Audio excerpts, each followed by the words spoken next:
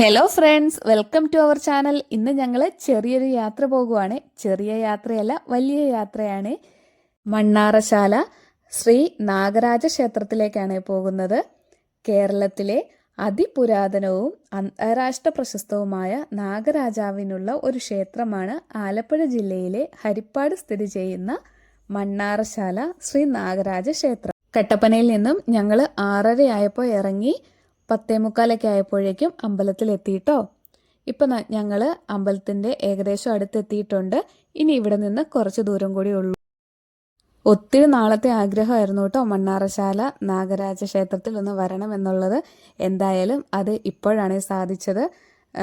മഴയൊന്നുമില്ലായിരുന്നു, നല്ല വെയിലായിരുന്നു. ഇടയ്ക്ക് പോകുന്ന വഴിക്ക് ചെറുതായിട്ടൊന്നും മഴ പെയ്തു, അല്ലാതെ മഴയൊന്നും പെയ്തില്ല. നല്ല വെയിലായിരുന്നു. നമുക്ക് വേറെ തടസ്സങ്ങളൊന്നുമില്ലാതെ ഇവിടെ എത്തിച്ചേരാൻ സാധിച്ചു കേട്ടോ.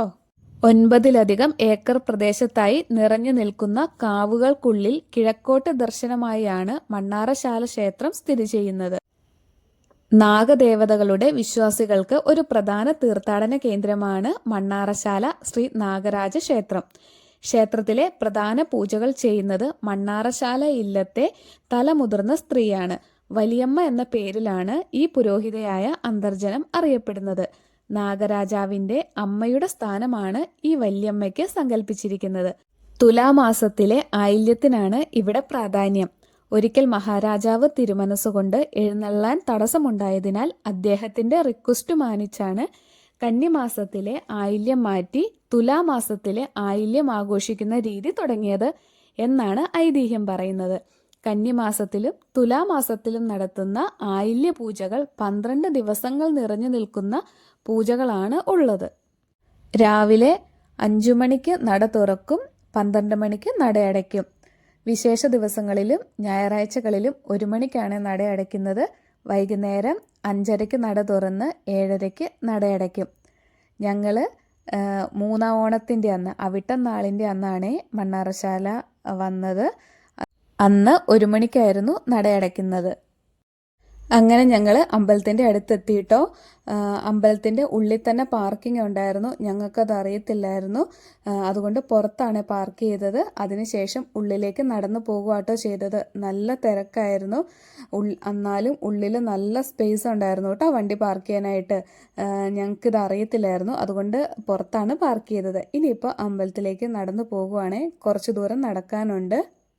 പോകുന്ന വഴിക്ക് നിറയെ കടകളൊക്കെ ഉണ്ട്.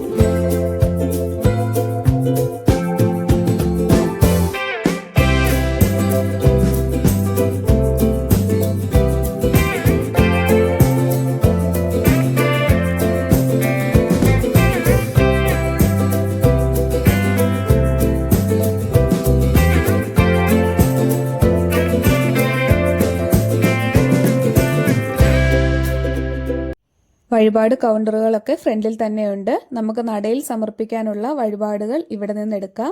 ഉപ്പ്, മഞ്ഞള്, പുറ്റ്, മുട്ട എന്നിങ്ങനെയാണ് പ്രധാന വഴിപാടുകൾ. അത് നമ്മൾ ഈ കൗണ്ടറിൽ നിന്ന് എടുക്കാം. അതിൻ്റെ തൊട്ടടുത്ത് തന്നെ വേറൊരു കൗണ്ടറുണ്ട്.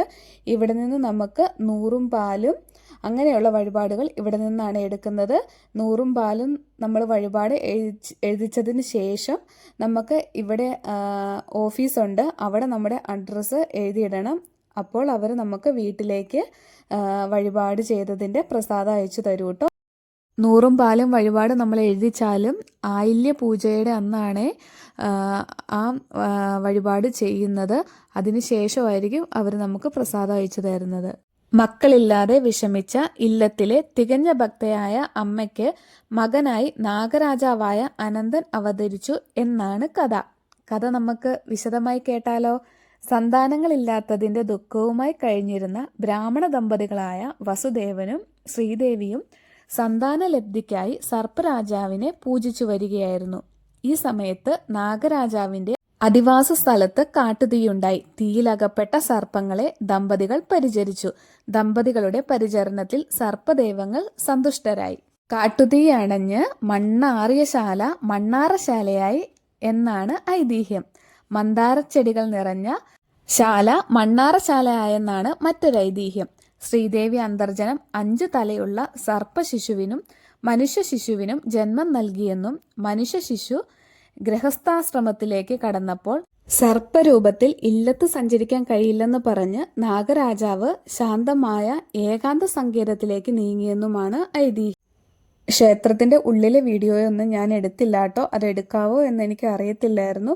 ഞാൻ എന്തായാലും ഉള്ളിലത്തെ വീഡിയോസ് ഒന്നും എടുത്തില്ല. പുറമെ നിന്നുള്ള വീഡിയോ മാത്രമാണ് എടുത്തുള്ളൂ. ഇപ്പം ഞങ്ങൾ അമ്പലത്തിൽ തൊഴുതിറങ്ങി. അതിനുശേഷം തിരിച്ചു പോരുവാണേ. അപ്പം നല്ല ചൂടും ഒരു രക്ഷയില്ലായിരുന്നു കേട്ടോ. നമുക്ക് ഹൈ റേഞ്ചിൽ നിന്ന് നാട്ടിൻപുറത്തേക്ക് പോകുമ്പോൾ നമുക്ക് ചൂട് ഒട്ടും സഹിക്കാൻ പറ്റത്തില്ലേ, അതുപോലെ ചൂടും ഉണ്ടായിരുന്നു. ഹൈ റേഞ്ചിൽ താമസിക്കുന്നവർക്കൊക്കെ അറിയായിരിക്കും. എല്ലാവർക്കും അങ്ങനെ തന്നെയാണ്. ഹൈ റേഞ്ചിൽ നിന്ന് പെട്ടെന്ന് നാട്ടിൻപുറത്തേക്ക് പോകുമ്പോൾ നമുക്ക് ഭയങ്കര ചൂടാണേ. അപ്പോൾ ഇവിടെയൊക്കെ നിറയെ കടകളും കാര്യങ്ങളും ഒക്കെ ഉണ്ട്. കടലയും വേറെ പലഹാരക്കടയും ചെറിയ നാരങ്ങ വെള്ളം, മോരും വെള്ളം അങ്ങനെയുള്ള കടകളൊക്കെ ഉണ്ട് കേട്ടോ. അപ്പം ഞങ്ങൾക്ക് ദാഹിച്ചിട്ട് ഒരു രക്ഷയില്ലായിരുന്നു. അപ്പം ഞങ്ങൾ തൊട്ടടുത്തുള്ളൊരു കടയിൽ മോരും വെള്ളം വെച്ചിരിക്കുന്നത് കണ്ടിട്ടുണ്ടായിരുന്നു. അങ്ങോട്ട് പോയപ്പോൾ കണ്ടായിരുന്നു.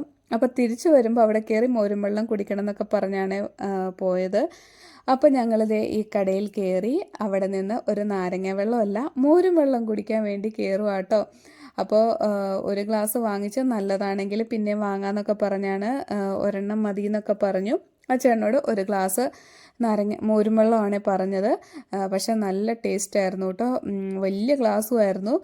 എന്തായാലും ഞങ്ങൾ ഒരു ഗ്ലാസ്സേ വാങ്ങിയുള്ളൂ. ഞങ്ങൾ രണ്ടുപേരും കൂടി പകുതി കുടിച്ചു കേട്ടോ. ഒത്തിരി ഉണ്ടായിരുന്നു. നല്ല അടിപൊളി മോരും വെള്ളമായിരുന്നു. അപ്പോൾ അതൊക്കെ കുടിച്ച് ഞങ്ങൾ വണ്ടി പാർക്ക് ചെയ്തിരിക്കുന്നിടത്തേക്ക് പോകുവാണേ. ഇപ്പോൾ സമയം 12 മണിയൊക്കെ കഴിഞ്ഞു. എന്തായാലും ഇന്നത്തെ വീഡിയോ നിങ്ങൾക്ക് ഇഷ്ടപ്പെട്ടു എന്ന് വിചാരിക്കുന്നു. അപ്പോൾ പുതിയൊരു വീഡിയോയുമായി എത്രയും പെട്ടെന്ന് വരുന്നതായിരിക്കും. അപ്പോൾ വീഡിയോ എല്ലാവരും സ്കിപ്പ് ചെയ്യാതെ ഫുള്ളായിട്ട് കാണാൻ ശ്രമിക്കണം. അഭിപ്രായങ്ങൾ കമൻറ്റിലൂടെ അറിയിക്കണം. അപ്പോൾ ഓക്കെ, ബൈ.